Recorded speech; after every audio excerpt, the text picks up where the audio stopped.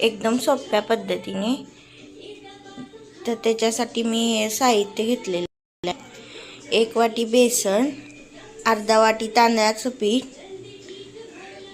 हळद, मिरची पूड, तीळ, कोथिंबीर, मीठ आणि ह्या वाटणामध्ये मी घेतलेलं आहे मिरची, आलं, लसूण, जिरं हे जी मी पेस्ट करून घेणार आहे। तर आता मी पेस्ट करून घेते। पेस्ट बनवून घेतलेली आहे। तर आता आपण कोथिंबीर वड्या बनवायला सुरुवात करूया। आता पहिल्यांदा आपण अशी कोथिंबीर घेणार आहे। त्याच्यामध्ये टाकणार आहे 1 वाटी बेसन, अर्धा वाटी तांदळाचं पीठ। ह्या मसाल्यामधलं आपण टाकणार आहे चवीनुसार लाल तिखट, हळद पूड, हे पांढरे तीळ। आता हे जे वाटण करून घेतले आपण ते पण त्याच्यात घालणार आहे। माझा हात येऊ दे। आणि चवीनुसार मीठ घालणार आहे।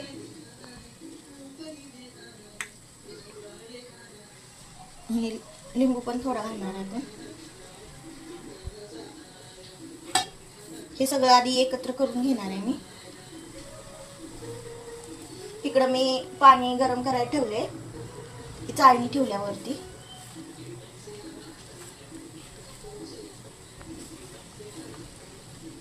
हे असं मळून घेतलेलं आहे मी। आता मी हे चाळणीला तेल लावून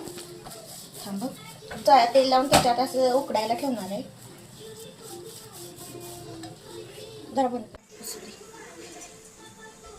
असं मी चाळणीला तेल लावून घेणार आहे।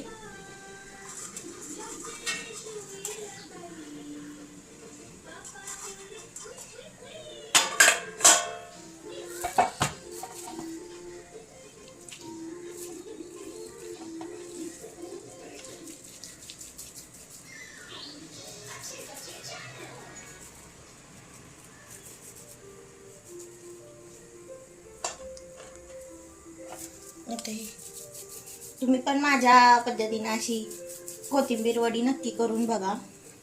एकदम सोप्या पद्धतीने, आपण जास्त काही यूज केलेलं नाही याच्यात।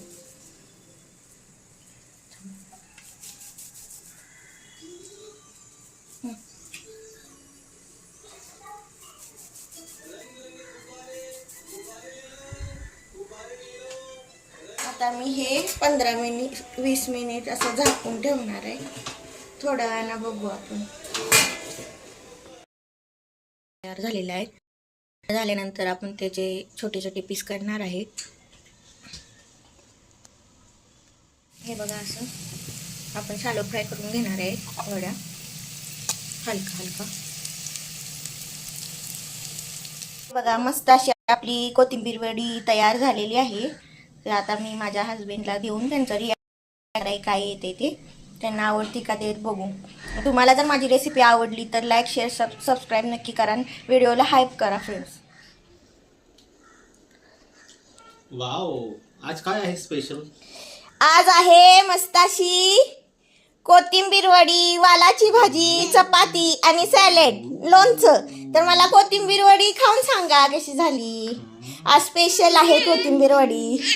गोलू चिकूला द्या एक। आमची चिकू रडते बघा, गोलू। आमची चिकू नाही रडत। कसं झाले सांगतो तुम्हाला। हा, सांगा लवकर कशी झाली। एक नंबर, बेस्ट, कुरकुरीत, मस्त चव आली।